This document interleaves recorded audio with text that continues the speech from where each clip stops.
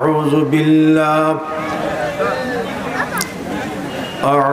بالله من الشيطان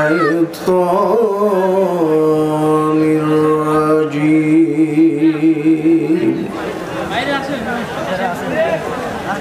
بسم الله الرحمن الرحيم.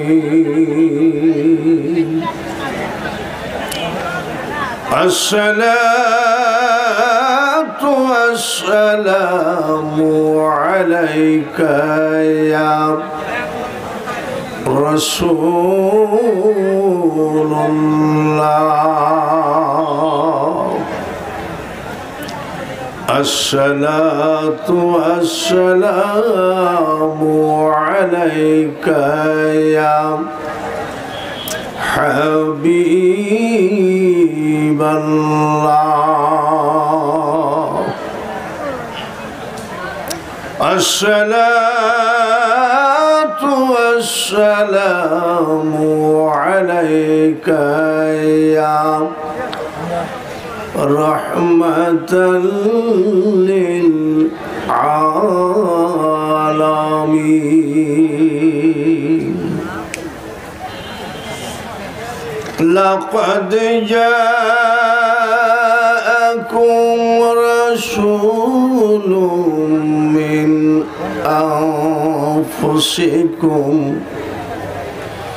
عزيز عليه ما عنتم حريص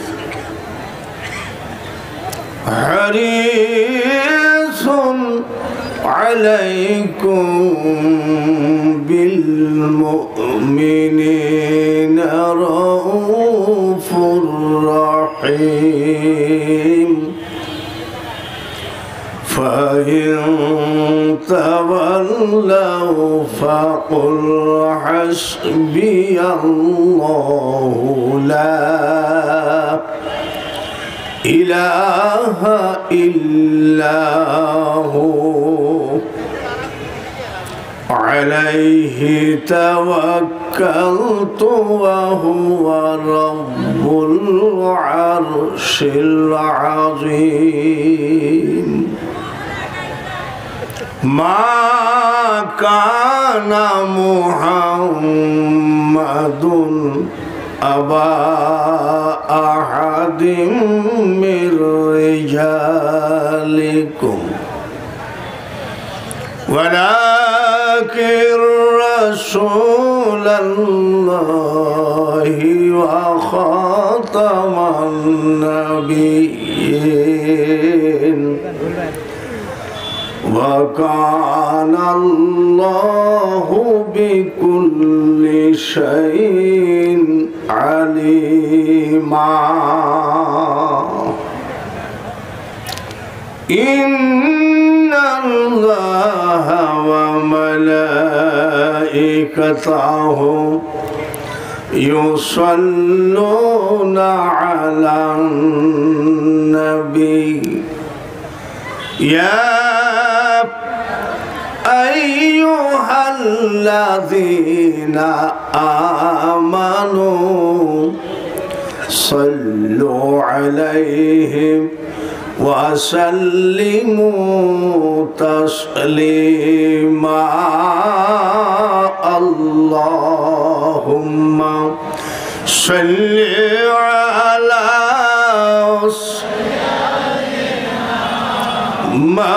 مولانا محمد وعلى آل سيدنا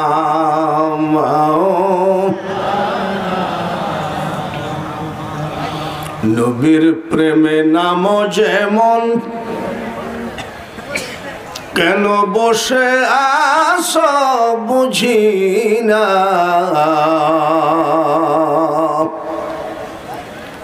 উম্মতের মায়ায় কান্দেন নবী শুয়ে সোনার মদিনা আল্লাহুম্মা সাল্লি আলা মাওলানা মুহাম্মদ ওয়া আলা আলি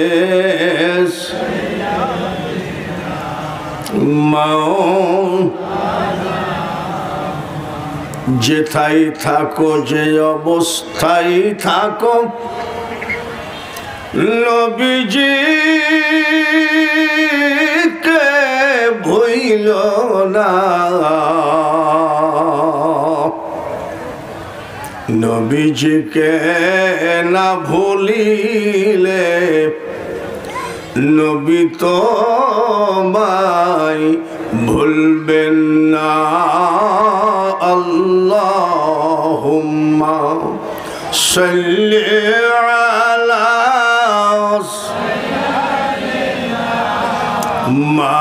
মাওলানা মুহাম্মদ ওয়া আলা আলি সাইয়্যিদিনা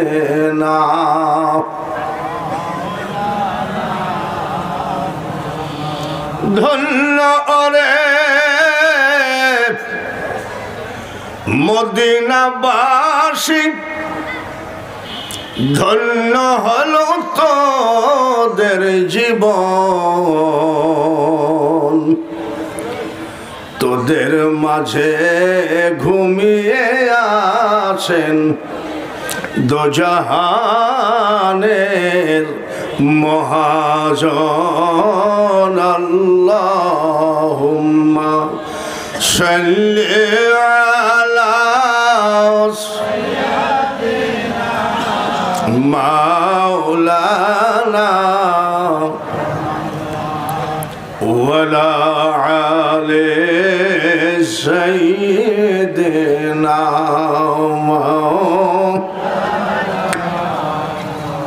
মুনাজাত করি আল্লাহুম্মা আমিন রব্বানা যালামনা আনফুসানা ওয়া ইল্লাম তাগফির লানা ওয়া তারহামনা লানাকুনান্না মিনাল খাসিরিন রব্বিরহামহুমা কামা রব্বায়ানি সাগীরা ربنا تقبل منا إنك أنت السميع العليم وتب علينا إنك أنت التواب الرحيم বড় আশা করে তুলেছি হাত মাওলা তোমার দরবারে মাফ করো মাফ করো গো মাওলা দয়ার নবীর খাতিরে উলামায়ে কেরাম ময় মুরব্বী যুবক মাসুম বাদশা মক্কা মদিনা জিয়ারতকারী হাজী ভাইদেরকে নিয়ে তোমার হাবিবের প্রতি দুরূদ শরীফ পাঠ করেছি ভুল ত্রুটি ক্ষমা করে দিয়ে দুরূদের হাদিয়া সোনার মদিনায় নবীজির রওজা পাকে পৌঁছায় দিও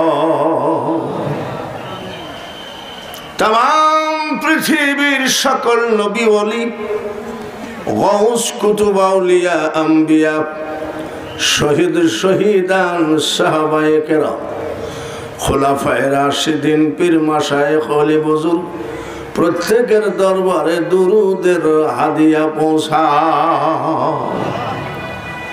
ডাইনে বামে পিছনে সামনে পর্দার আড়ালে যতগুলি বান্দা বান্দি হাত তুলেছে কার মা কবরে কার বাবা কবরে সব তোমার জানা যতগুলো এতিম সন্তান আজকের মাহফিলে হাত তুলেছে এতিমের হাতের দিকে তাকাও, কিয়ামত পর্যন্ত মা বাবার কবরকে জান্নাতের বাগান বানিয়ে দাও। সাল্লাল্লাহু তাআলা আলা খায়রি খালকিহি মুহাম্মাদিন ওয়া আলা আলিহি ওয়া আসহাবিহি আজমাইন ওয়ারহামনা মা'হুম লা ইলাহা ইল্লাল্লাহু মুহাম্মাদুর রাসূলুল্লাহ। লা ইলাহা, সবাই লা ইলাহা, লা ইলাহা, লা ইলাহা, লা ইলাহা, লা ইলাহা ইল্লাল্লাহু মুহাম্মাদুর রাসূলুল্লাহ।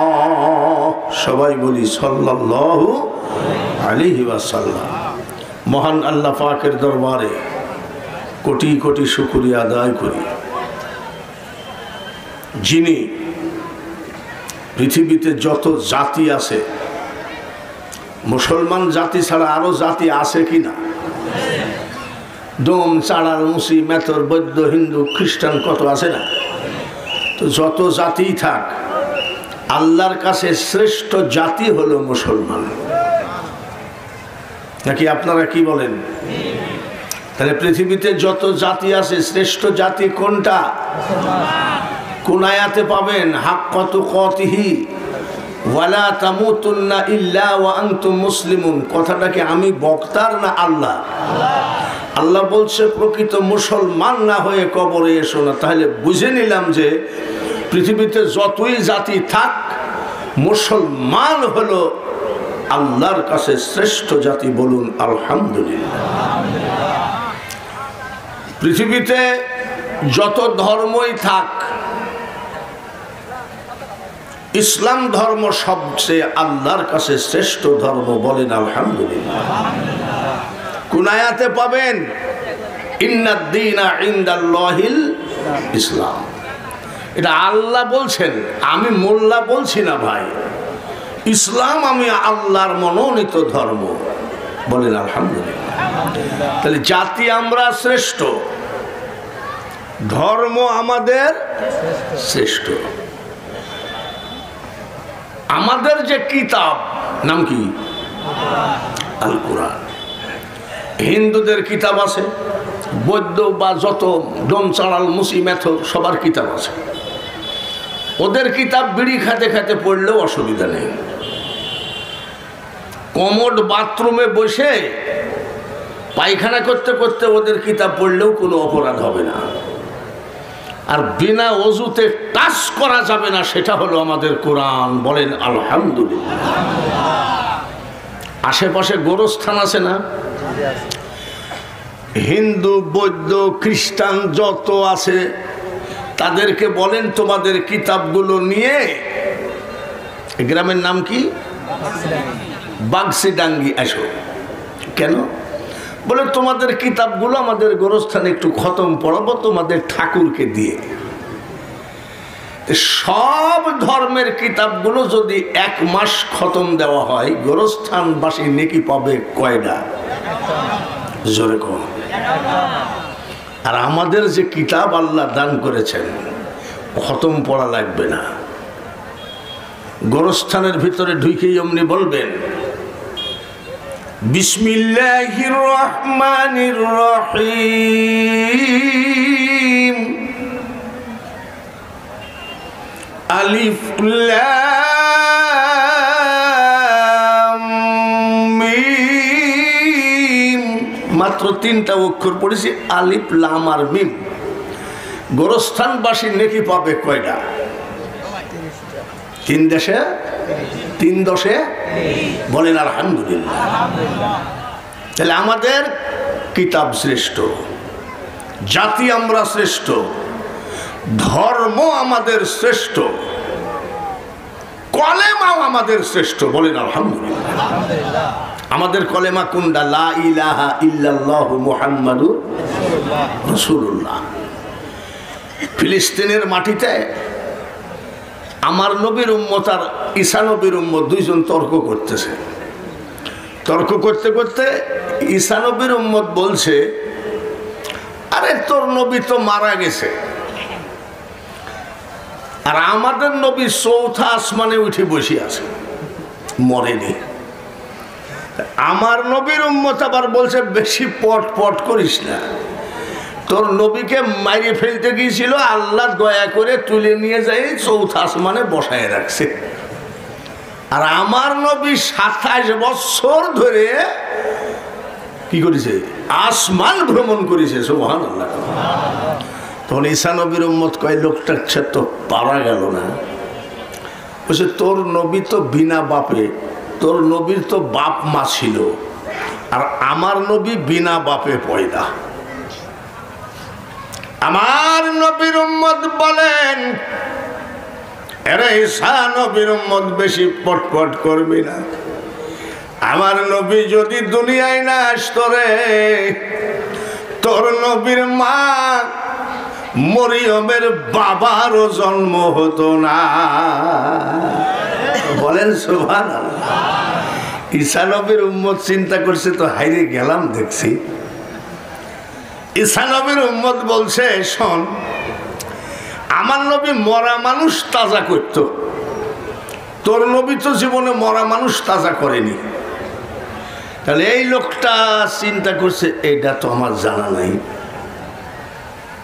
আমার নবী যে কবে মরা মানুষ তাজা করেছে তা তো জানি না। তো যাই নামাজ বিছায়ে 2 রাকাত নামাজ পড়ে কাঁদতেছে, মাবুদ, আমি তোমার হাবিবের উম্মত, আমি আখেরি নবীর উম্মত, সব জায়গায় জিতলাম, এক জায়গায় যে ঠকলাম।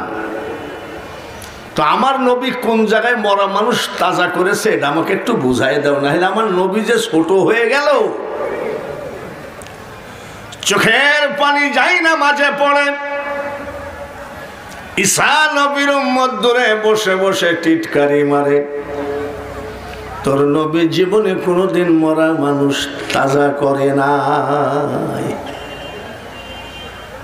বড় পীর আব্দুল কাদের জিলানী বাগদাদ শরীফে ওযু বানাচ্ছেন, আসরের নামাজ আদায় করবেন। মদিনাওয়ালা এলহাম আওয়াজ পাঠাচ্ছেন, এ আব্দুল কাদের, এসা আসরের নামাজটা ফিলিস্তিনে গিয়ে পড়ো, ওখানে আমার একজন পাগল ঈসা নবীর উম্মতের কাছে হার মেনে যায় নামাজে চিৎকার করে কান্দে, তুমি তাকে গিয়ে সহযোগিতা করো। বড় পীর সাহেব চলে গেলেন নসিমন ভাড়া করে, নাকি কিসে গেলেন? শাহজালাল রহমতুল্লাহ আলাইহি ইয়ামেন শহর থেকে আসলেন দিনের দাওয়াত দিতে। সুরমা নদী সিলেটের পার হলেন যাই নামাজ দিয়ে, জোরে কোন মারহাবা। বড় পীর আব্দুল কাদের জিলানী গিয়ে বলছে, আসসালামু আলাইকুম, তোমরা কারা? বলে, আমি আখেরি পয়গম্বরের উম্মত। তোমার চোখে পানি কেন? বলে, ভাই তর্কে হাইরে গেছি। তুমি কে? বলে, আমি ঈসা নবীর উম্মত। কোন জায়গায় তর্কে হাল্লা? বলে, 2 জায়গায় জিতছি, কিন্তু যখন বলছে যে আমার নবী মরা মানুষ তাজা করেছে, তখন আমি আর পারি নাই। কিরে তুই কি বলছিস? বলে, হ্যাঁ, ওদের নবী মরা মানুষ তাজা করেছে, কবে সেটা বলুক, বাস আমি মেনে নিলাম। আপনি কেডা? আমি কোন নবী না, পয়গম্বর না, আমি আখেরি পয়গম্বরের নগণ্য একজন উম্মত। আমার নাম আব্দুল কাদের জিলানী। এবার তাহলে আমার নবীর উম্মত কয়জন হলো? জোরে কোন, আর জোরে কোন। এই এদিকে আয়, তোর আব্বাই সেই পাড়ায়। বড় পীর সাহেব বলছে, চুপ কর, দেখছি। শোন, আমার নবী কবে মরা মানুষ তাজা করলো না সেটা আমি আব্দুল কাদেরের দরকার নাই। আমি আব্দুল কাদের যদি এই কবর থেকে লাশ উঠায় দিতে পারি তাহলে কি করবি? সুবহানাল্লাহ। ভাই দেখেন, যা পারবেন না তা বলতে যাইেন না। আমি যদি পারি তাহলে কি করবি? বলে, যদি এই কবর থেকে লাশ উঠায় দিতে পারেন, আমি আর ঈসা নবীর কলেমা রাখবো না, আমি আখিরি পয়গম্বরের কলেমা পড়ে মুসলমান হয়ে যেতে রাজি। ঠিক তো? বলে, হ্যাঁ ঠিক। দাঁড়া, এই তোর নবী কোন দোয়া দিয়ে মরা মানুষ তাজা করতো বল? তুমি তো আর এক চালু মাল। আমার নবীর দোয়াটা শিখবার, মরা মানুষ তাজা করবো, আমি মরে গেলেও বলবো না। বড় পীর আব্দুল কাদের জিলানী বলেন, তোর নবী ঈসা রূহুল্লাহ লাশের উপরে আঙ্গুল দিয়ে বলতো কুম্বি ইজনিল্লাহ, তাজা হয়ে যেত। আর আমি আখিরি পয়গম্বরের নগণ্য উম্মত, এই কবর থেকে লাশ উঠায়ে বের করে দেখাও। বলছে, ভাই অযথা তর্ক করেন না, এই কবর কমপক্ষে ১-১.৫০০ বছরের পুরাতন কবর। বড় পীর সাহেব বলছে, যতই পুরাতন কবর হোক আমি লাশ তুলবো। বলে, তোলেন দেখি। বড় পীর আব্দুল কাদের জিলানী রহমতুল্লাহ আলাইহি ডাক দিয়ে বলে, কে রে? ওঠ। লাভ দিয়ে উঠে দাঁড়ায় কয়, আসসালামু আলাইকুম হে আব্দুল কাদের জিলানী। ঈসা নবীর উম্মত কয়, বাপ রে, ইয়ারই যদি এরকম পাওয়ার হয় তাহলে আর নবী কেমন ছিল? দেখলি, কলেমা পড়াবো, আগে লাশটা ভিতরে ঢুকায়। এই যাও, ভিতরে চলে যাও। বলে, আমি যাব না। বড় পীর সাহেব বলছে, আমি আর এক বিপদে পড়লাম। যাবি না কে? কোন নবীর উম্মত তুই? ডাক দিয়ে কয়, আব্দুল কাদের জিলানী গো, আমি মুসা নবীর উম্মত। সুবহানাল্লাহ বলেন। আমার নবী থেকে ঈসা নবীর দূরত্ব 500 বছর, আর মুসা নবীর দূরত্ব 3500 বছর। 3500 বছর আগের লাশ উঠে দাঁড়িয়ে গেছে।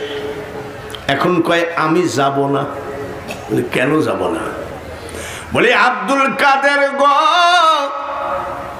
কবরে ঘুমায়েছিলাম 3500 বছর, ভালোই ছিলাম, আপনি কেন ডাকলেন? কবর থেকে যখন ডেকে উঠাইছেন, আখিরি পয়গম্বরের কলেমা না পড়া পর্যন্ত আমি কবরে ঢুকব না। আমাদের কলেমারও দাম আছে, জোরে বলেন ঠিক কিনা? কলেমা শ্রেষ্ঠ কলেমা। বড় পীর সাহেব পড়ায়া দিলেন, পড়া লা ইলাহা ইল্লাল্লাহু মুহাম্মাদুর রাসূলুল্লাহ। কবরের মধ্যে লোকটা ঢুকে গেল। এইবার বড় পীর সাহেব বলছে, তোর মুসলমান হওয়ার কথা ছিল, কলেমা পড়। বলে, আমি পড়বো না। কোন লোকটা? জোরে কোন লোকটা? বলছে, আমি পড়বো না। আমার নবীর উম্মত যে ঘাড়ের পর এক থাবা মারে বলছে, তুই বলবি তোর বাপ পড়বি। বড় পীর সাহেব বলছে, তুই তোর আগেই কেন? চুপ কর, দেখছি পড়বা না কেন? কি হয়েছে তোমার? পড়বা না কেন? মুসা নবীর উম্মত, ঈসা নবীর উম্মত ডাক দিয়ে বলে, আব্দুল কাদের জিলানী গো, 3500 বছর আগের মানুষ যদি আখিরি পয়গম্বরের কলেমা না পড়ে কবরে না যায়, আমি বুঝতে পেরেছি ওই কলেমার কত দাম। তো পড়। বলে, আমি পড়বো না। পড়বি না কেন? বলে আপনি আমার বাড়িতে চলেন। কেন? বলে এই সেই পবিত্র কলেমা আমাদের সপরিবারকে পড়ায়ে দেন লা ইলাহা, জোরে জোরে লা ইলাহা, আরো জোরে লা ইলাহা, লা ইলাহা ইল্লাল্লাহু মুহাম্মাদুর রাসূলুল্লাহ সাল্লাল্লাহু আলাইহি ওয়াসাল্লাম। বাবা তোমরা আবার ছবি দিয়েছো নাকি? তোমরাই কও ছবি তোলা হারাম, আবার তোমরাই ছবি দিয়েছো। আচ্ছা ঠিক আছে। মৌলানা কারি রুহুল আমিন সিদ্দিকী এতবেলা অনেক ওয়াজ করছেন, আমি প্রধান বক্তা নাকি? তাহলে প্রধান বক্তার কাছ থেকে কি পেলাম? জাতি আমরা শ্রেষ্ঠ, বলেন আলহামদুলিল্লাহ। ধর্ম আমাদের শ্রেষ্ঠ, যার নাম হলো ইসলাম, বলেন আলহামদুলিল্লাহ। কিতাব আমাদের শ্রেষ্ঠ, যার নাম হলো আল কোরআন। তারপরে কলেমা আমাদের শ্রেষ্ঠ, বলেন আলহামদুলিল্লাহ। চারটা জিনিস আপাতত প্রধান বক্তার কাছ থেকে পেলাম। এইবার আমাদের যিনি নবী, কুরআন শরীফটা যিনি জবলে নূর গুহার ভিতরে বসে থাকে নিয়ে এসে দিলেন, আমাদের নবীটা শ্রেষ্ঠ না ছোট নবী? জোরে বলা লাগবে। নবীর পক্ষে জবানটা একটু জোরে খুলে দেন। আমাদের দেশে কিছু হুজুর বলতেছে মোহাম্মদ জামিয়তা। কেস তো এই জায়গায় বাইদি রয়েছে, কেস তো হিন্দুদের ওখানে বাদে নাই, কেস তো খ্রিস্টানদের ওখানে বাদে নাই, কেস তো বাইদিছে মোল্লাই। মৌলবি সাহেব বলতেছে মোহাম্মদ জামিয়তা। এটা কি সম্ভব হবে? আজানে শুনি আপনার নাম আছে নাকি? আজানে আমার নবীর নাম আছে। তাহলে নবী আর আমি যদি একই হই, তাহলে আজানের ভিতর আমার নামটাও সেট কর। পাগলা নাকি? কলেমায় পড়ি আপনার নাম আসেনি? নামাজে আপনাকে সালাম আছে। আত্তাহিয়াতু লিল্লাহি ওয়াস সালাওয়াতু ওয়াত তাইয়্যিবাত। তারপরে কি? আসসালামু আলাইকুম। কাকে দেয়? ইয়া আইয়ুহান নবী। বলেন মারহাবা। নবী নাই কোন জায়গায়? খ্রিস্টান বলে না ভয়ে, হিন্দু বলে না ভয়ে, কিন্তু আমার মতন কিছু মোল্লা বলতেছে মোহাম্মদ যা আমিও তা। কত বড় সাহসের কথা! এটাই অন্য জাতি সুযোগ পাচ্ছে। আমাদের কামড়া কামড়ির জন্য অন্য জাতি সুযোগ পাচ্ছে। এক হিন্দু, আরে যারা 14% আর আমরা হলাম 86%, সে বলতেছে বাইতুল মুকাররম আমাদের জায়গায়। এই সাহসটা পাইলে কোথায়? এতদিন তো বলে নাই, এখন বলছে কেন? তারপরে ভারতের এক হিন্দু বলেছে আজমির শরীফ খাজা মঈনুদ্দিন চিশতির মাজার আমাদের জমিনের উপরে। দাঁড়ান না, সামনে কি হয় দেখে। পুরাতন সাইল পাতে পারে বলে গেলাম একটা, সামনে কিন্তু খুব ভয়াবহ দিন আসতেছে। আসামের বর্ডারে বাংলাদেশের পতাকা পুড়াইয়ে ফেলছে হিন্দুরা, এবং ইন্ডিয়ান পতাকা বাংলাদেশিরা পুড়াইয়ে ফেলছে। হাজার হাজার হিন্দু পার হয়ে আসতেছিল যুদ্ধ করার জন্য, কিন্তু আসতে দেয় নাই। রেডি হন, সামনে কিন্তু ইমানের বড় পরীক্ষা দেওয়া লাগবে। তার কারণ এটা হলো অলি আল্লাহদের জাই নামাজ, সেটা হলো বাংলাদেশ। অলি আল্লাহদের কি জাই নামাজ? বাংলাদেশ। আমি একটা একটা করে বলছি। আমার নবীকে নিয়ে কেউ বাজে কথা বললে আমরা কি শুনবো? আমরা কি তা মানবো? তাহলে আপনার মসজিদের ইমাম যদি বলে যে মোহাম্মদও যা আমিও তা, দুরুদও নাই, মিলাদও নাই, কিয়ামও নাই, মুনাজাতও নাই, তখন আপনি কি করবেন? ওয়াজের সময় তো ঠিকই বলেন, কিন্তু তাকেই তো আপনারা যত্ন করেন। নবী কি আমাদের মতো? নবীদের গার ঘাম আমাদের মতো? মেশক সে বেহতের পসিনা, বলেন মারহাবা। আমরা ঘাইমে গেলে তুলাই করে একটু যদি বগলের থেকে নিয়ে নাকের আগায় দেওয়া যায়, তো নাকটা পুড়ে কালো হয়ে যাবে। আর নবীজি ঘামলে মেশক আম্বর থেকে আরো উন্নত ঘ্রাণ আসতো। সুবহানাল্লাহ। তাহলে নবী আর আমি কি একই রকম? তাহলে যে বলে তাকে কি আপনারা কি মানবেন? রাজি আছেন তো? নবীজির মা আমিনা খাতুন গোসলখানা থেকে বের হলেন, দাদি আব্দুল মুতালিবের স্ত্রী গোসলখানায় ঢুকলেন। গোসলখানা থেকে এসে নবীজির দাদা আব্দুল মুতালিবকে বলছেন, শোনো। বলে কি? আমাদের বৌমা তো বিধবা, স্বামী নাই, এত দামি আতর ব্যবহার করা তো ঠিক না। বলি কেন? বলে গোসলখানার ভিতরে খালি আতর আর আতর। বিধবা মানুষ আতর মাখবে কেন? মানুষের খেয়াল যাবে। তা আমি শাশুড়ি মানুষ না বলে আপনি বলেন।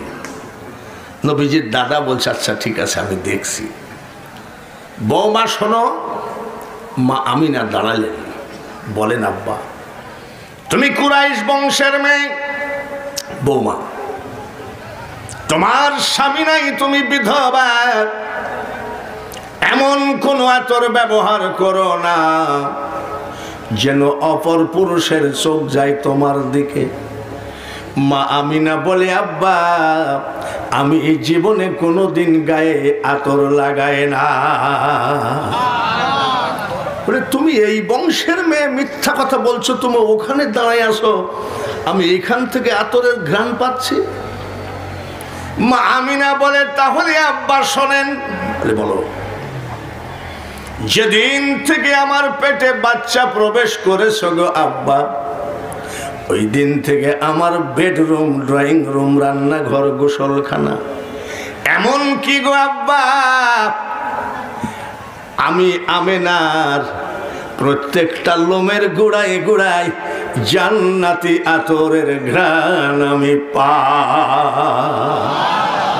আমরা সেই নবীর উম্মত। আমাদের নবী শ্রেষ্ঠ কিনা? জোরে বলেন একভাবে। শ্রেষ্ঠ নবীর উম্মত, বলুন আলহামদুলিল্লাহ।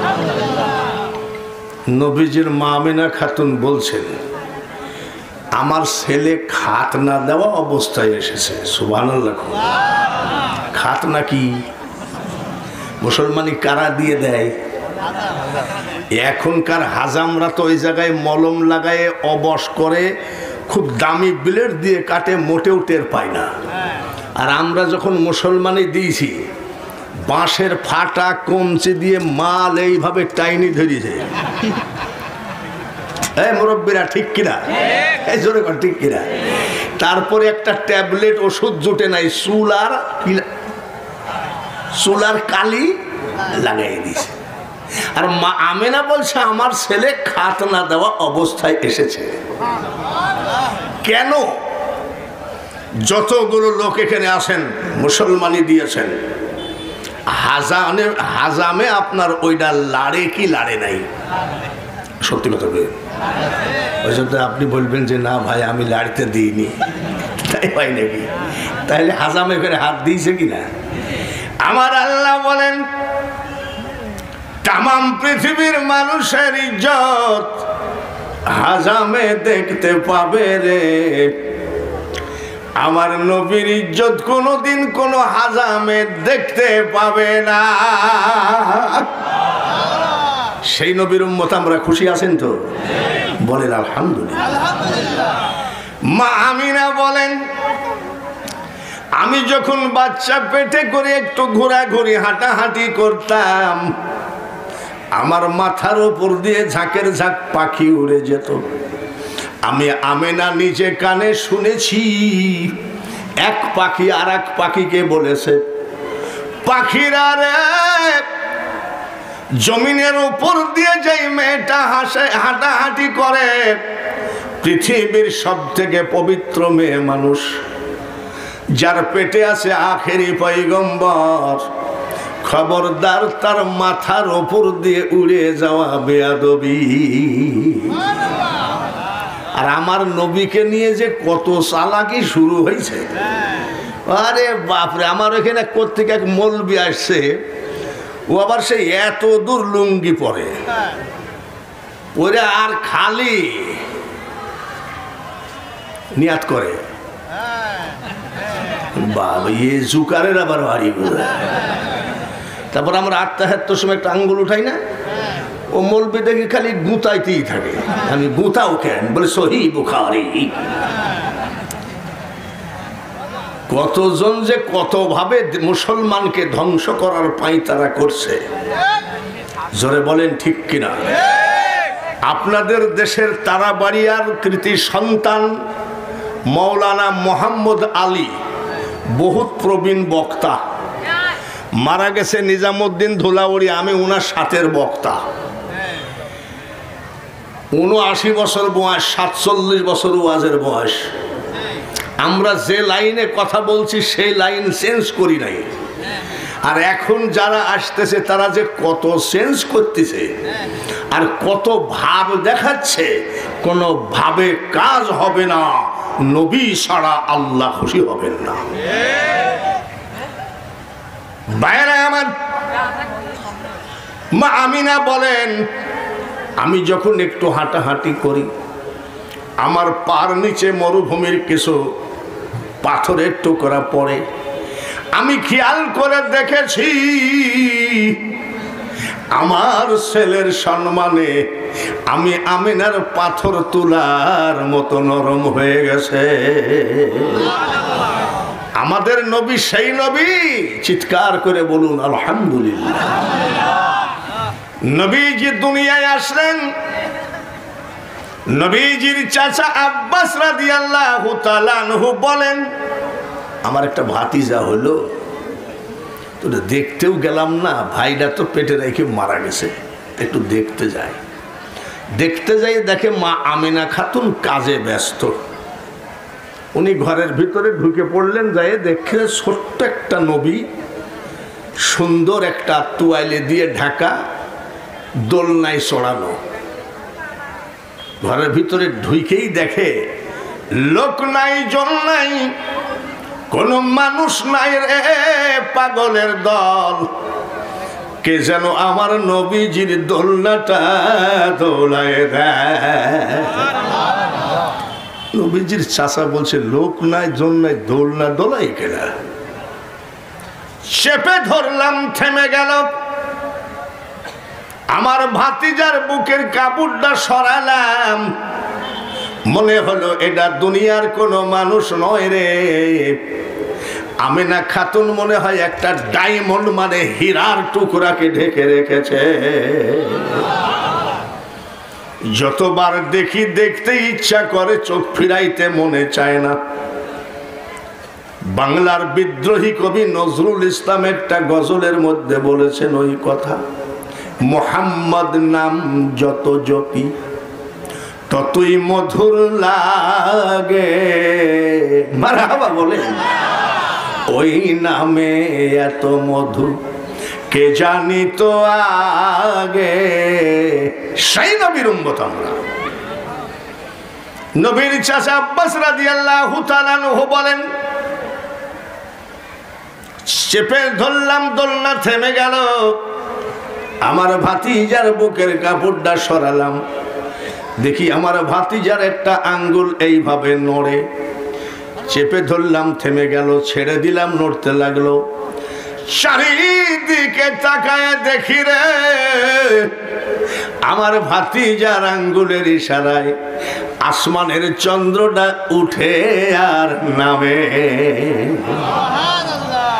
নবী যখন কলেমার দাওয়াত দেওয়া শুরু করলেন হয়েছেন, যারা হজ করেছেন ওনার কবর জিয়ারত করেছেন, জান্নাতুল বাকিতে উনি ঘুমায় আছেন।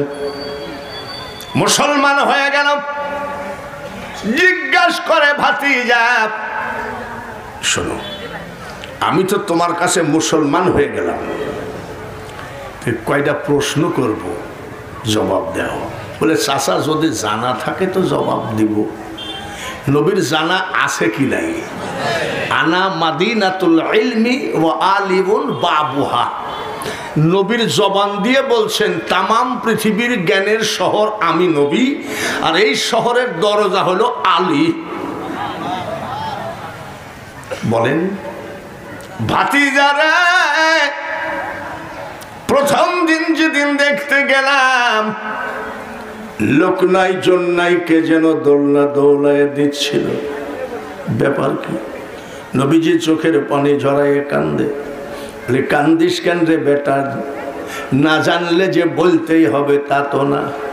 বলে আমি যে বলতে পারবো না তার জন্য তো কান্দি না। বলে বলো।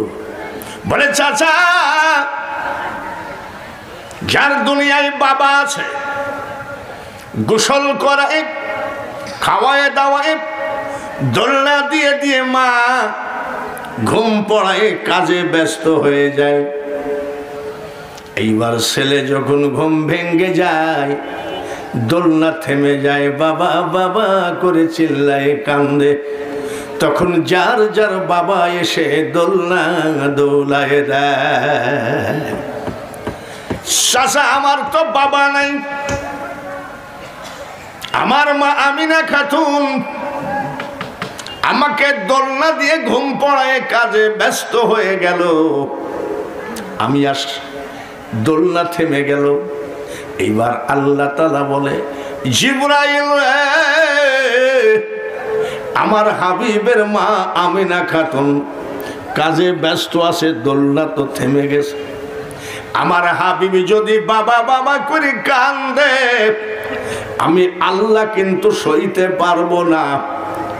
যার জন্যে অর্ডার দিলাম, যত বেলা পর্যন্ত আমার হাবিবের মা আমেনা দোলনার কাছে না যাবে, তত বেলা পর্যন্ত দোলনা দোলাইতে থাক। তাই নাকি? বলে হ্যাঁ, ওটা ফেরেশতা দোলায়। বলে বেটারা, একটা আঙ্গুলের ইশারায় চন্দ্রটা উঠতেছিল আর নামতেছিল, ঘটনাটা কি? আমার দরদি নবী বলে কান্দে আর কয়ে, চাচা ধনী হোক গরিব হোক, ছোট বাচ্চাদেরকে মা কোলে নাই, খালা কোলে নাই, ফুফু কোলে নাই, দাদি কোলে নাই, নানি কোলে নাই, খালাতো বোন কোলে নাই, ফুফাতো বোন কোলে নাই, কোলে নিয়ে বলে আয় আয় চান মামা টিপ দিয়ে যা। এটা বাচ্চাদের আদর না বুড়াদের আদর? আয় আয় চান মামা। চাচা যান, এই আদরটা দেওয়ার পৃথিবীতে আমার কেউ নাই, যার জন্য আমার আল্লাহ বলেন, হাবিব তোমাকে এতিম বানাইছি কিন্তু অসহায় বানায় নাই। বাচ্চাদের যত আদর আমি আল্লাহ সব তোমাকে দিয়ে দিলাম। জোরে বলেন মারহাবা। সেই নবীর উম্মত আমরা, খুশি না বেজার? একবার শুধু মুখে বললে খুশি হবে না, একটু দুরুদ পড়ে খুশি করা লাগবে। আল্লাহুম্মা, জোরে জোরে সাল্লি। এই শরীফে চা আছে গো, জানা? মাওলানা মোহাব্বতের সাথে ওয়ালা আলিস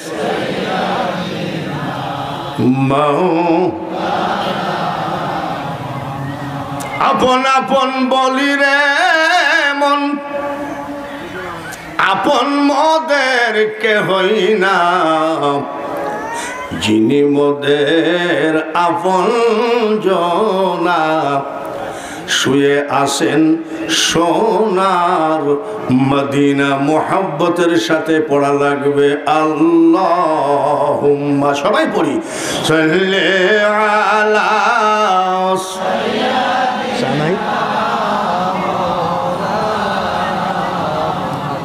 ওয়ালা আলি সাইয়্যিদিনা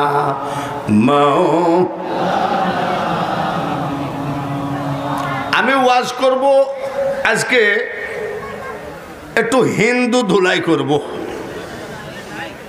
তার মানে এরা খুব বেশি বাড়াবাড়ি করতেছে। আজমির নাকি ওদের জমিনের উপরে, বাইতুল মুকাররম নাকি ওদের জমিনের উপরে।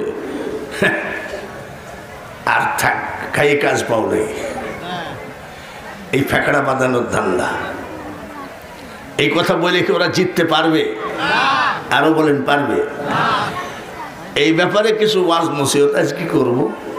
করার আগে, এখন কি কোনো নির্বাচিত সরকার আছে?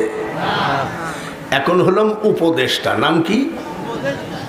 ডক্টর ইউনূস। ডক্টর ইউনূস নির্বাচন দিবেন, সরকার গঠন হবে, তখন আমরা বলবো যে আমরা এখন বর্তমানে বাংলাদেশ সরকার আছে, ঠিক কিনা? তো যখন ডক্টর ইউনূস নির্বাচন দিবে, তখন কিন্তু আমাদের ভিতরে বহু নেতার আগমন হবে। আইসি আমি বলবে বিসমিল্লাহির রহমানির রহিম, আপনারা জানেন না হ্যান করেছি ত্যান করেছি, এরম করে আমাদের মাথায় কাঁঠালে ভেঙে খাই বার চলে যাবে, ঠিক কিনা? পিছনে আমরা যা ভুল করেছি আবার কি ভুল করতে চাই? জোরে কর। আমরা কি সোনার বাংলায় ভালো নেতা চাই না খারাপ নেতা? আমাদের এলাকায় কিছু পাতি নেতা ছিল, বাপরে, পাতি নেতার সামনে দিয়ে গাড়ি নিয়েও যাওয়ার জয় ছিল না, এরকম ভাব ছিল। তাহলে আমাদের এই সব নেতার দরকার না ভালো নেতার দরকার? ভালো নেতার দরকার। রাজি আছেন তো? কেমন ভালো নেতা? ইমানদার। কি বললেন? ইমানদার। সালমান এফ রহমানও তো বিশাল দাড়ি, অথচ দাড়ি মারি কাইটি পলাইতে যাইতে নৌকায় ধরা পড়ল। পরে শুনলাম যে ৩৬,০০০ কোটি টাকা শুধু ব্যাংকের থেকেই নিছে। এ দুনিয়া দেখতে সুন্দর রে মানুষ, শুধু মায়ার ঘর। আইসো একা যাইবা একা, কিসের অহংকার রে বলো, কিসের অহংকার? অত টাকা দিয়ে কি হয়? ৩৬,০০০ কোটি টাকা ব্যাংকের থেকে লোন নিছে, নিলিয়ে নিলিতে দাড়ি কাটি পলালি কেন? জোরে বলেন ঠিক কিনা? আমাদের যে জাতীয় সংসদ, শুনছেন তো? খেয়াল করে শুনছেন তো? জোরে কম। আমাদের যে জাতীয় সংসদ, 11 তলা বিল্ডিং, বুলেট প্রুফ ছাদ। বুলেট প্রুফ ছাদ কাকে বলে? আমাদের বাংলাদেশের জাতীয় সংসদের উপরে যত বড়ই শক্তিশালী বোমা মারা হোক, বোমা ফেটে যাবে, সংসদের কিছু হবে না। এই আমাদের জাতীয় সংসদ।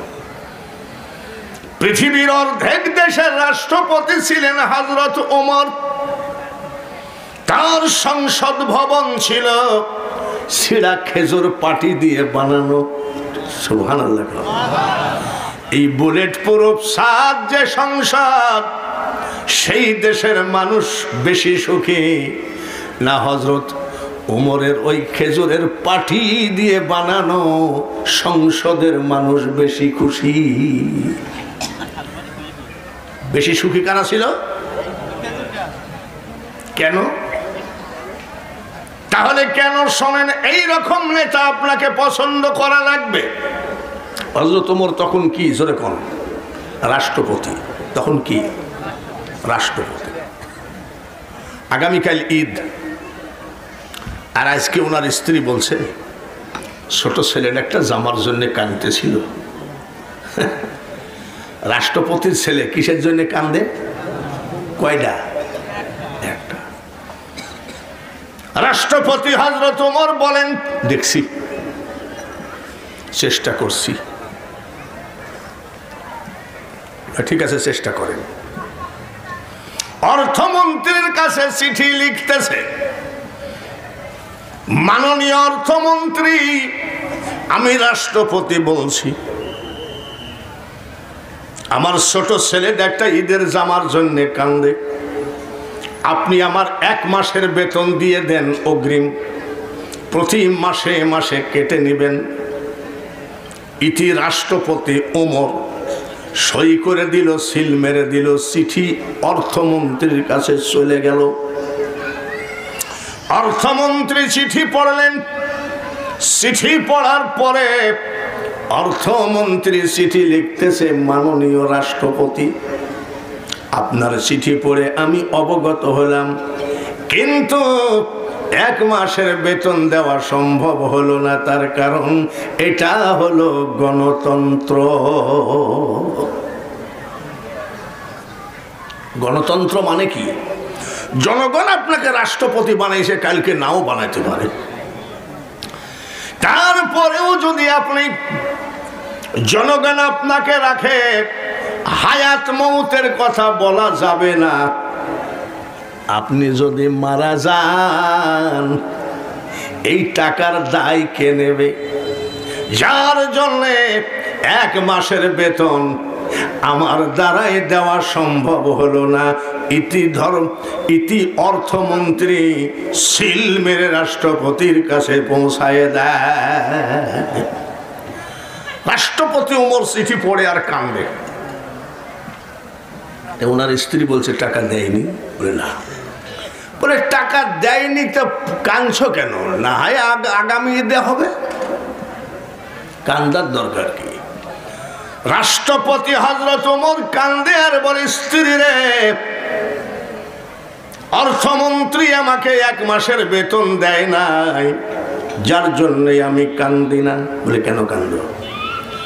আমি ওমর একটা যোগ্য অর্থমন্ত্রী পেয়েছি, যে অর্থমন্ত্রী পয়সার ব্যাপারে, টাকার ব্যাপারে রাষ্ট্রপতিকেও খাতির করে না। এই আনন্দে আমি কেঁদে ফেলেছি।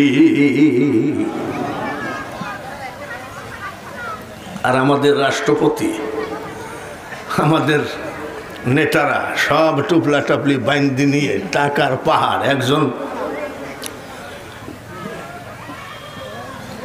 দাড়ি চাইছে পলাইছে, আরো যে কত বুরখা পরি পলাইছে ঠিক নাই। যত বড় হও না রে মানুষ তুমি, রাজা জমিদার, টাকা পয়সা গাড়ি বাড়ি ঘড়ি টেন্ডেস্টার, সেদিন চলবে না কোনো বাহাদুরি, বিষয় বৈভবে সুন্দর পৃথিবী ছেড়ে চলে যেতে হবে রে মন। এমন রাষ্ট্রপতি কি আর আমরা পাবো? কি পাবো? পাবো? আমার মনে হয় না। রাষ্ট্রপতি ওমর এশার নামাজ পড়ে মুসল্লি সব চলে গেল। মুসল্লি চলে যাওয়ার পরে উনি কি করলেন? মসজিদের ভিতরে আলমারির থেকে রাষ্ট্রের একটা খাতা নিয়ে বাতি ধরায়ে, জয়তুন গাছের তেল দিয়ে বাতি ধরায়ে রাষ্ট্রের হিসাব করছে। সুবহানাল্লাহ। রাষ্ট্রের হিসাব করবে কেডা? রাষ্ট্রপতি। আর আমাদের রাষ্ট্রের হিসাব করে কেডা? কালকের হিসাবটা ঠিক রাখিস। ওকে বস, হিসাব শেষ। ওকে বস। আর রাষ্ট্রপতি নিজে হিসাব করছে বাতি ধরায়। হযরত আলী মসজিদে হাজির হয়ে গেলেন। হযরত ওমর জিজ্ঞেস করে, আলী নামাজ পড়ে চলে গেলেন, আবার আসলেন কেন? হযরত আলী বলে, ওমর এত চেষ্টা করলাম ঘুমে ধরলো না, তাই আসলাম আপনার সাথে একটু বসে বসে একটু আলোচনা করি। বলছে আলহামদুলিল্লাহ, আমি খুশি হলাম যে আমার দয়ার নবীর জামাইয়ের সাথে আমি কিছু টাইম কথা বলতে পারছি। রাষ্ট্রপতি রাষ্ট্রের খাতাগুলো আলমারিতে তালা মারলেন, আসেন কথা বলি। সামনাসামনি বসার পরে কি নিবালেন? জোরে কর। মোমবাতি না রে বাবুরে, বাতি, অন্ধকার। হযরত আলী জিজ্ঞেস করে, ওমর আপনি যে বাতি নিবালেন, অন্ধকারে মুখ না দেখা গেলে কথা বলে শান্তি পাওয়া যায় নাকি? রাষ্ট্রপতি ডাক দিয়ে কয়, আলী বেয়াদবি হলে মাফ করবেন, এই তেলটুকু হলো রাষ্ট্রীয় তেল। কিসের তেল? রাষ্ট্রীয় তেল দিয়ে রাষ্ট্রের হিসাব করা যায়, কিন্তু ব্যক্তিগত আলোচনায় তেল খরচ করা যায় না। আমি বলছি যে সামনে নির্বাচন, আমাদের নেতাগুলো কেমন হতে হবে। বাইরে আমার ইয়ামিন শহর থেকে এক লোক সারা রাত এসেছে, রাষ্ট্রপতির বাড়ি খুঁজেছে। সুবহানাল্লাহ কোন? আমাদের দেশের রাষ্ট্রপতির বাড়ি খুঁজতে গেলে বঙ্গভবন, বঙ্গভবন, আর যেটা লুটতারাজ হয়েছে সেটা হলো গণভবন। রাষ্ট্রপতি তো আপনাদের পাবনারই ছেলে, তাই না? নাকি নাকি উনি পাল্টে গেছে নাকি? আছে। রাষ্ট্রপতি ওমরের বাড়ি খুঁজছে, সারা রাত পাই নাই। ফজরের নামাজ মসজিদে আদায় করে লোকটা জিজ্ঞাসা করছে মুসল্লিদেরকে, ভাই রাষ্ট্রপতির বাড়ি কোনটা? কেন? সারা রাত খুঁজেছি ভাই।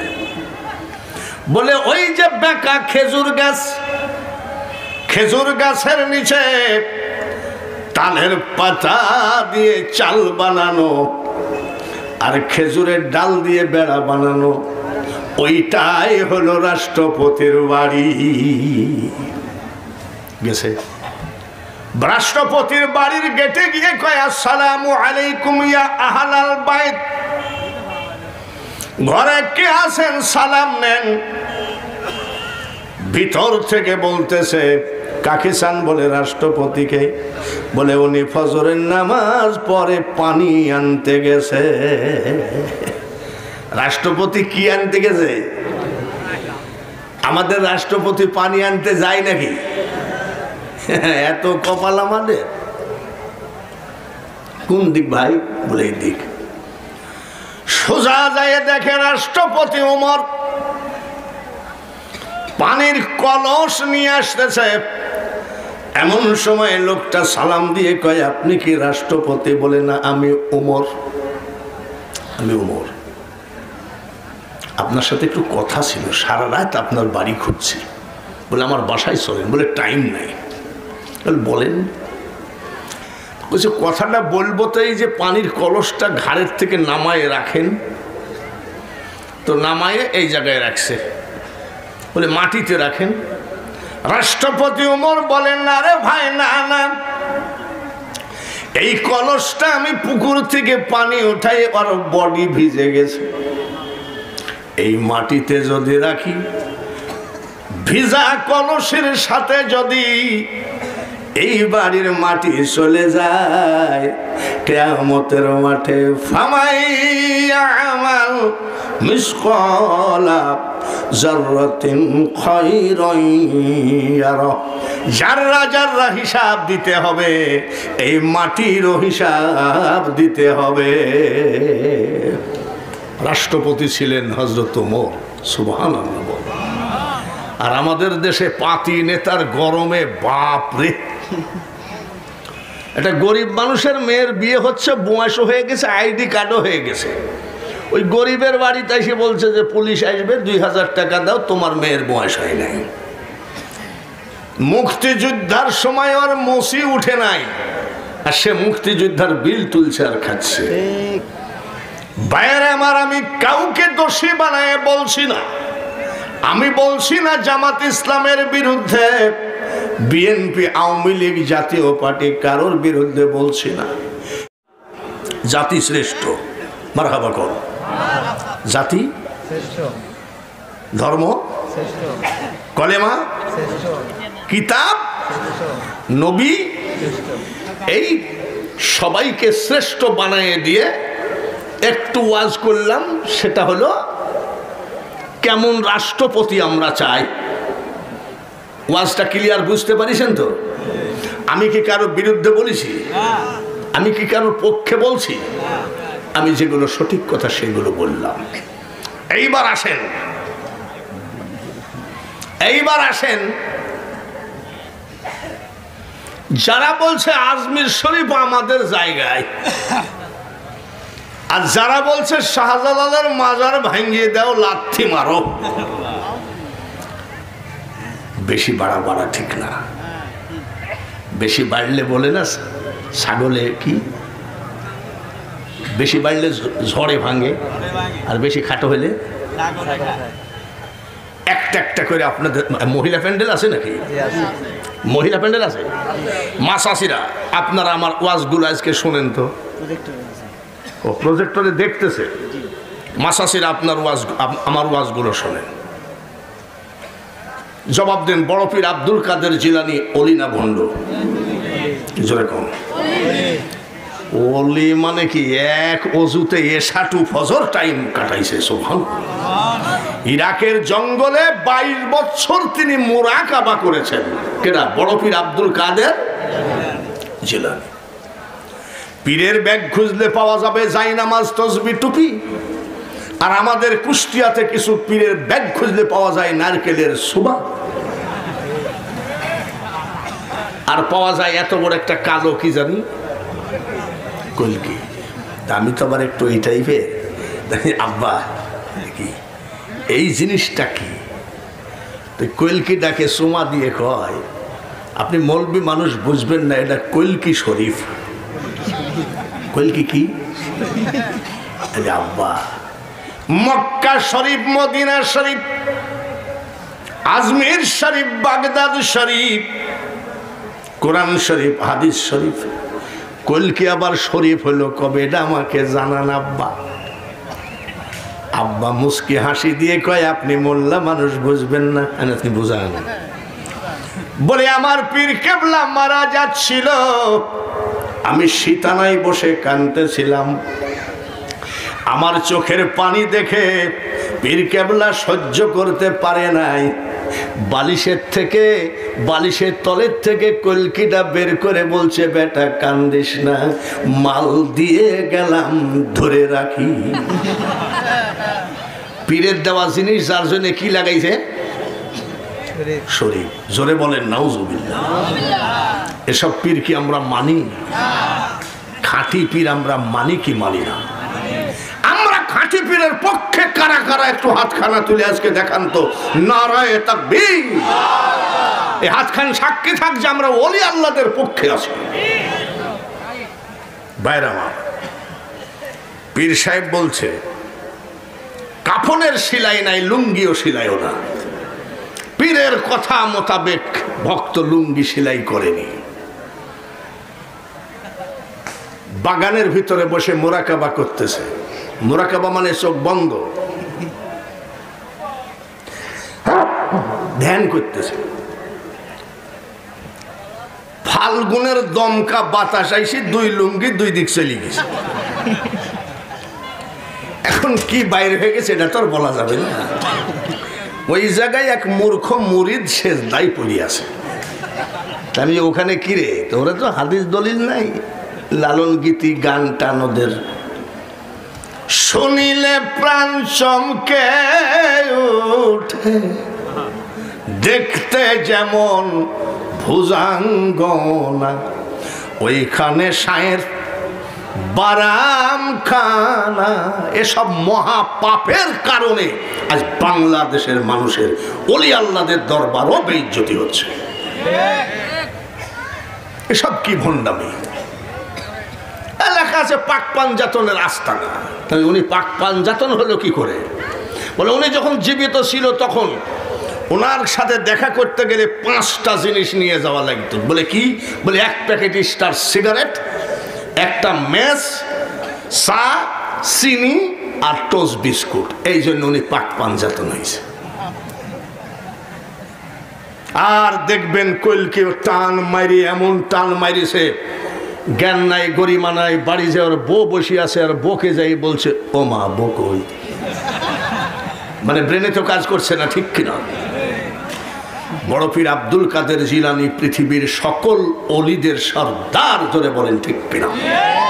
এই ওয়াজটা মা বোনেরা আপনারা খেয়াল করে শোনেন। আপনাদের কাছে আমি একটু অনুনয় বিনয় করে বলছি। বড় পীর সাহেবের বয়স 4 বছর। উনি মাদ্রাসায় নিয়ে যাই উস্তাদকে বলছে আমার ছেলেটারে হাফেজ বানিয়ে দেন। বড় পীর সাহেবের মা চলে গেছে। উস্তাদ বলছে তোমার নাম কি? বলে আমার নাম আব্দুল কাদের। পড়ো। আউযু বিল্লাহি মিনাশ শাইতানির রাজিম। বড় পীর সাহেব বলছে হুজুর ওটা আমি জানি। পড়ো বিসমিল্লাহির রহমানির রহিম। উস্তাদ কষ্ট করবেন না, ওটা আমার মুখস্থ আছে। পড়ো আলহামদুলিল্লাহি রাব্বিল আলামিন। সে হুজুর ওটা আমার মুখস্থ আছে। বয়স কত? জোরে বল। পড়ো আলিফ লাম মিম যালিকাল কিতাবু লা রাইবা ফিহি। হুজুর কষ্টটা করেন না, ওটা আমার মুখস্থ। হুজুরের হয়ে গেছে রাগ। এইটুক সাওয়াল 4 বছরের। এই সাওয়াল এই কয় পারা মুখস্থ? হুজুর কিছু মনে করেন না, 18 পারা মুখস্থ। সুবহানাল্লাহ, জোরে কম হইল না, আরো জোরে কম, আর একবার কম। বয়স কত? মুখস্থ কয় পারা? হুজুরের রাগ হয়ে গেছে, বাড়ি গেছে। বড় পীর আব্দুল কাদের জিলানীর মা জিজ্ঞেস করে বাবা আব্দুল কাদের বাড়ি আসলে কেন? বলে মা গো উস্তাদ জি ছুটি দিয়ে দিয়েছে। তাই নাকি? ঠিক আছে। বিকাল বেলায় উস্তাদ হাজির। বাড়ির দরজায় গিয়ে বলে আসসালামু আলাইকুম ইয়া আহলাল বাইত। ঘরে কে আছেন সালাম নেন। বড় পীর সাহেবের মা পর্দার আড়াল থেকে বলে ওয়া আলাইকুমুস সালাম। কিন্তু কে গো বাবাজি? আমি আব্দুল কাদেরের মা। জীবনে কোনোদিন কোনো পুরুষের সামনে যায় না। আর আমাদের মেয়েরা, আমাদের মেয়েদের অত্যাচারে পুরুষরা হাঁটতেই পারে না। আর উনি বলছে আমি জীবনে কোনোদিন কোনো পুরুষের সামনে যাই না। আগে আমাদের মা চাষিরা এরকম ছিল। বাড়ির গেটে যাই জিজ্ঞাসা করলে ঠিক এরকম মাথায় কাপড় দিয়ে, বাবাজি তোমার বাড়ি কোথায়? বলে কুষ্টিয়া। কাকে চাও? আপনার ছেলে আছে? বলে তো বাজারে গেছে। ঠিক এইভাবে। আগে পর্দা ছিল কি ছিল না? আর এখন যাই যদি জিজ্ঞাসা করেন তোমার বাপ আছে বাড়িতে, ঠেলি চলে আসা তার বাড়ি এরকম ঠেলি চলে আসে না। স্যাটেলাইটে দেখছে নাকি? দেখেও যদি তোমাদের একটু লজ্জা হয় তাও আলহামদুলিল্লাহ। মা আমার সামনে আসা লাগবে না। কি আপনি? বলে আমি আপনার ছেলে আব্দুল কাদেরের উস্তাদ। কোনো বেয়াদবি করেছে? বলে না। কেন আসলেন? মা আপনার ছেলেকে যে আপনি হাফিজি পড়তে দিলেন গো মা, কিন্তু আপনার আব্দুল কাদেরের তো 18 পারা মুখস্থ। পর্দার আড়াল থেকে বলে উস্তাদজি ঠিকই বলেছেন। কপাল পোড়া মা যদি ছেলেকে বলতো যে কান্দিস না, 20 টাকার নোট দিচ্ছি, ইয়া আল্লাহ 100 বার জপে দে। তাও তো ছেলেটা মানুষ হয়তো, ঠিক কিনা? আবার পরের দিন বলতো, মা আজ আবার 20 টাকা দিবা, জপে দিব। বলে আজকে ইয়া রহমান ইয়া রহমান। কালকে আবার বলবে, মা দেও না 20 টাকা। বলে ইয়া মালিক ইয়া মালিক ইয়া মালিক। এইভাবে ছেলেদেরকে লালন পালন না করাইয়ে আমাদের মা শাশিরা কি করেছে, আগাডুম বাগাডুম, এরকম করে ঘুম পড়ায় না? আগাডুম বাগাডুম ঘোড়াডুম করার পরে যদি ছেলে না ঘুমায়, মা ডাক দিয়ে বলে, জানলা দিয়ে তাকায় দেখ, 2টা ভূত তাকায় আছে।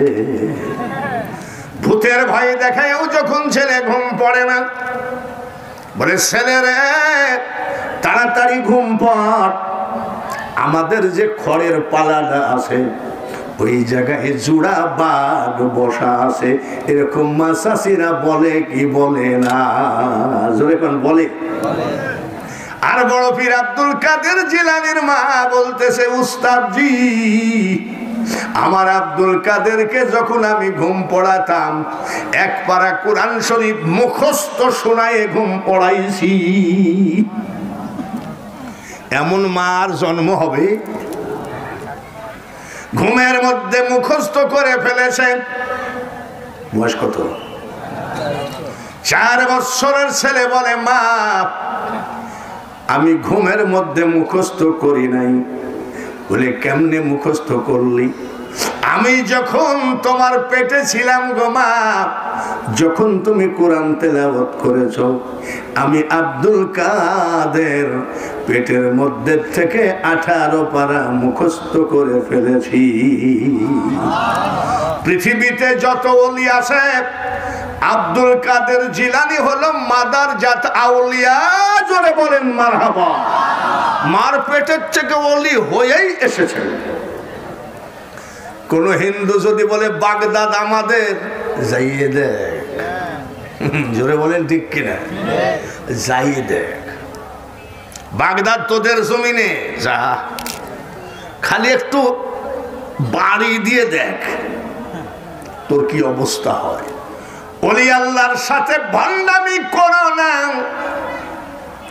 এমন অসুখ হবে জিন্দেগিতে পৃথিবীর কোন মেশিন তোমার রোগ খুঁজে পাবে না। বড় পীর আব্দুল কাদের জিলানীর বাবাও ছিল আল্লাহর ওলি। জোরে কোন ঠিক কিনা? ওনার বাবার নাম ছিল কি? আবু সালে মুসা জঙ্গি। কত বড় অলির বেটা অলি। নদীর কিনার দিয়ে যেতে পানির উপর দিয়ে একটা ফল ভেসে যাচ্ছিল, ফলটা খেয়েছে। ফলটা খাওয়াতে লাভ না লস?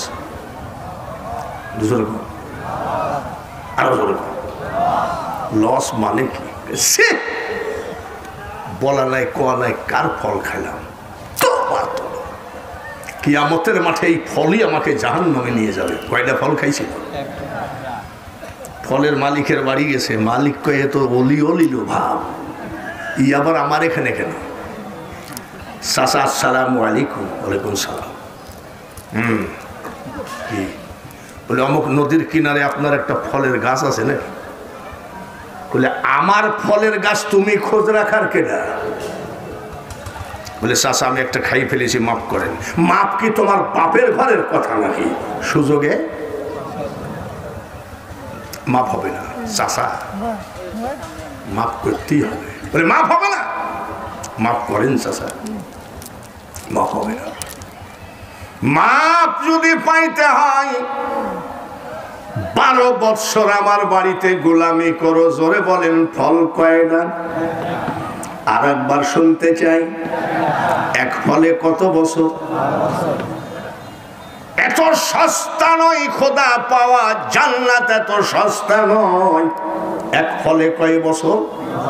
ওরকম ফল আমরা খাইনি নাকি? হাটে বড়ই বেছে না? বড়ই বড়ই কত করি রে? বলে 60 টাকা কেজি। বলে দে 1 কেজি। বড়ই আলা 60 টাকা কেজি। 1 কেজি ওজন করতে করতে আমরা এমনি তো 250 মারিয়ে দিই, ঠিক কিনা? তোর বাপের তা মারিস নাকি? যা করো তাই করো রে মন, পিছের কথা রেখো স্মরণ বরাবরই। ও তোর পিছে পিছে ঘুরছে সমন, কোন দিন হাতে দেবে দড়ি। খবরদার কারোর হক মেরে খেয়ে জান্নাতের দরজা দিয়ে ঢোকার চেষ্টা করো না। ফল খাইছে একটা, গেল কত বছর? চাচা আজকে তো 12 বছর হয়ে গেল। বলে 12 বছর হয়ে গেলে তো তোমার এত পটপট করো কেন? বলে চাচা আপনি বললেন যে 12 বছর গোলামি করলে মাপ। বলে না হবে না। বলে আরে সর্বনাশ, 12 বছর মিস হয়ে গেল, তাহলে আপনি মাফ করবেন না? বলে হ্যাঁ মাফ করব। কি করলে মাফ করবেন বলেন? বলে আমার একটা মাত্র মেয়ে, মেয়েটাকে বিয়ে করো, তাহলে মা। বলে চাচা এই কাজটা বাদ দিয়ে অন্য কাজ দেন, এটা আমার দ্বারাই সম্ভব না। আর আমরা হলে কি বলতাম? হ্যাঁ কাজী ডাকো, বিয়ে দাও, তারপরে বাড়ি নিয়ে যাই 12 বছরের স্বাদ সাপল কেমনে পিঠের উপরে মারতে হয়। আর উনি বলছেন চাচা এই কাজটা আমি করবো না, অন্য কাজ দেন। বলে আমার মেয়েকে বিয়ে না করলে তোমার মাপ নাই, বিয়ে করলে মাপ করবেন তো? বলে হ্যাঁ। তাহলে আর কি করা, বিয়ে পড়াইয়া দেন, কাজী ডাকেন। কাজী তো ডাকবো, বিয়ের আগে আমার মেয়ের কাটিং শোনো, ডিজাইন শোনো। বলেন। বলে বাবাজি আমার মেয়ে ন্যাংরা হাঁটতে পারে না, আমার মেয়ে বুবা কথা বলতে পারে না, আমার মেয়ে কানা দেখতে পারে না, আমার মেয়ে ঠসা কানে শোনে না, বিয়ে করবা নাকি বলো? ন্যাংরা হাঁটতে পারে না, কানা চোখে দেখে না, বুবা কথা বলতে পারে না, ঠসা, বিয়ে করবা? মনে মনে করে চাচা মাল তো একবারই অসল, কি করবো, মাপ তো পাইতে হবে, দেন বিয়ে দিয়ে দেন। কাজীর ডেকে বিয়ে দেওয়া হলো। বিয়ে হলে বউ বাসর ঘরে না গোয়াল ঘরে? হ্যাঁ সব বাসর ঘরটা কিন্তু ভালোই চিনি। বাসর ঘরের বারান্দায় গিয়ে কেবল বড় পীর সাহেবের বাবা কয় আসসালামু আলাইকুম ইয়া আহলাল বাইত। ঘরে কে আছেন সালাম নেন। এখানে বহু লোক আমরা বিয়ে করেছি, কেউ বুকে হাত দিয়ে বলতে পারবেন বাসর ঘরে বউকে সালাম দিয়েছেন? দিছেন? সময়ই তো দেননি সালামে। লাভ দিয়ে সুন্দরী একজন মেয়ে উঠে কয় ওয়া আলাইকুম আসসালাম। জামাই বাবাজি ঝাড়িয়ে দৌড়। শ্বশুর কয় বাবা দৌড় মারলা কেন? বলে আব্বা আমি তো ভুল করে অন্য ঘরে ঢুকেছি। বলে না ওটাই আমার মেয়ে। বলে ও তো ন্যাংরা না, লাভ দিয়ে উঠলো। ও তো ওয়া আলাইকুম সালাম বললো, তাহলে বোবা না। ও তো আমাকে দেখলো, তাহলে কানা না। ও তো আমার কথা শুনলো, তাহলে ঠসা না।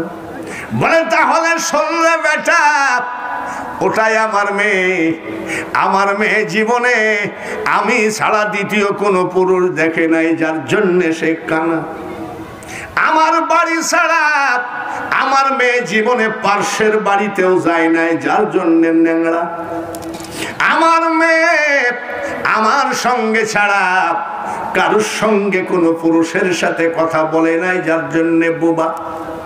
আমার মেয়ে আমার কথা ছাড়া দ্বিতীয় কোনো পুরুষের কথা তার কানে যায় নাই, যার জন্য সে ঠসা। পর্দার আড়ালে মা বোনেরা ওয়াজ শুনতেছে। এমন একটা জীবন না তৈরি করলে মা, হুজুরের তাবিজ যদি তোমার ছেলের গলায় 10টা বাঁধো, ওই ছেলে কোনোদিন ওলি হবে না। মাকে আগে ওলি হতে হবে, তারপরে ওই সন্তান আগে ওলি হবে। জোরে বলেন ঠিক কিনা?